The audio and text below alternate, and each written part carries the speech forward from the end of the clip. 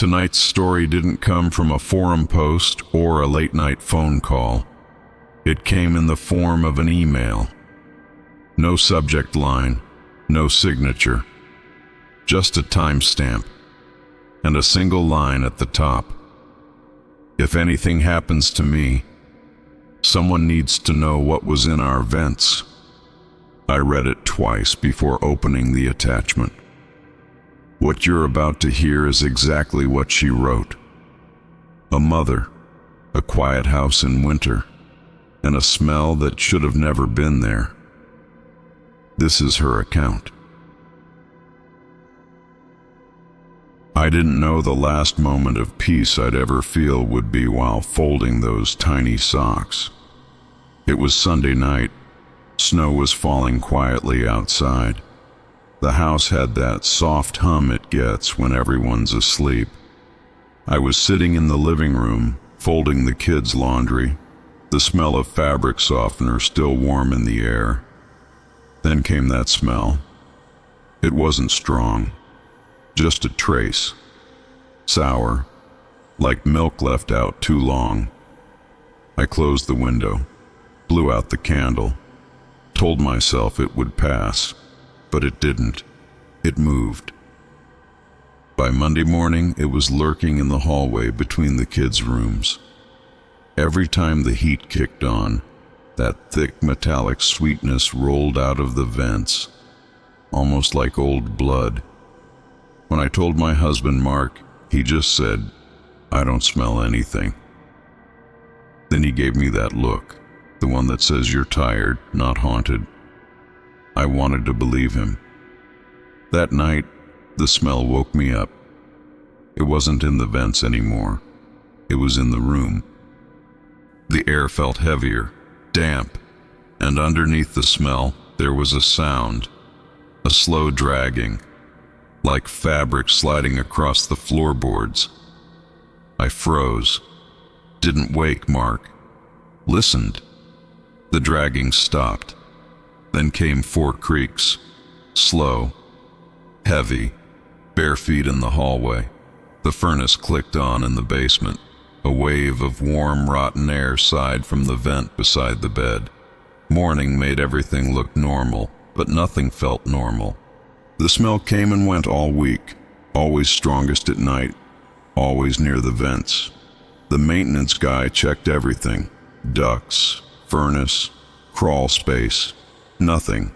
He gave me that polite smile people reserve for the unhinged. Sometimes old houses just hold smells, he said. But the house wasn't old. 7 years.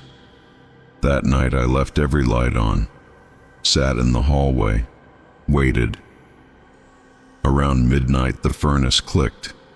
I leaned close to the nearest vent and heard breathing. Not rushing air. Breathing, slow, shallow, human. I pressed my palm to the metal. It was cold. Then something brushed back, soft, like a fingertip. I screamed.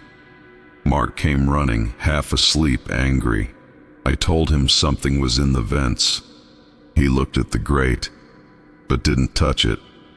For the first time I saw fear in his eyes. Not for me, but of me. He muttered, "There's nothing there. This has to stop." The smell filled the room so thick I could taste it. Metallic, heavy. He went back to bed. I didn't. The next morning he took the kids to school. I stayed home. The air felt wrong, like the house was breathing. The smell pulled me downstairs, to the basement door. The metal handle burned cold into my skin. I opened it. A draft rose up, wet, cold, and sweet in the worst way. The light switch was dead. I used my phone. With each step, the smell thickened. By the time I reached the furnace, the air was shimmering, like heat haze. Then I saw it, a dark liquid dripping from the main vent. Slow, syrupy, landing on the concrete with a dull patter. I stepped closer, It wasn't oil, it wasn't water, it was blood, warm. The vent exhaled, a low metallic sigh. Something shifted inside, crawling slow. A pale hand appeared briefly, fingers bent the wrong way, then slipped back into the dark. My light shook. I stumbled back. The beam hit the wall, and that's where I saw the message, written behind the pipes in that same glossy red. "You brought me home." I ran upstairs, locked the door, waited for Mark's car, but he never came back.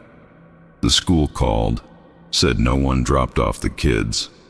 The police found the car 3 blocks away, doors unlocked, engine running, empty. That was 3 days ago. The house smells worse now. It follows me room to room, whispers through the vents, settles into my skin. At night, I hear footsteps, too light to be Mark's, too heavy to be the kids'. Sometimes I hear breathing under mine. Last night I turned off the lights and lay down. The vent beside the bed let out a long, wet sigh. And a voice, thin, childlike, close enough to feel on my ear, whispered, "Mom, I'm cold." The air filled with that metallic sweetness, thick enough to swallow. It's everywhere now, inside the walls, inside the air, inside me. It's not coming from the vents anymore. It's coming from under the house, or worse, from inside me. She ended her email with one final line. "It knows me, and it's still hungry."